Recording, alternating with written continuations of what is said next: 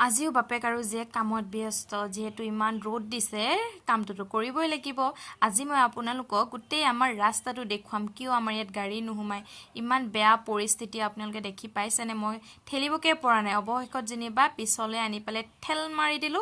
গুচি গল ঠেলাটো আৰু এই ৰাস্তাটো দেখিছে মানে আমাৰ এই দুখু এনেকুৱা ৰাস্তাতনো আমাৰ গাড়ী হুমাব নেকি আপোনালোকে কওকচোন বাৰু সেইকাৰণে অকমান প্ৰবলেম হয় বাট ৰাস্তাত আমাৰ গিটি পেলাই থৈ দিয়া আছে আৰু এনেদৰে ঠেলাত অকমান আনিব লগা হৈছে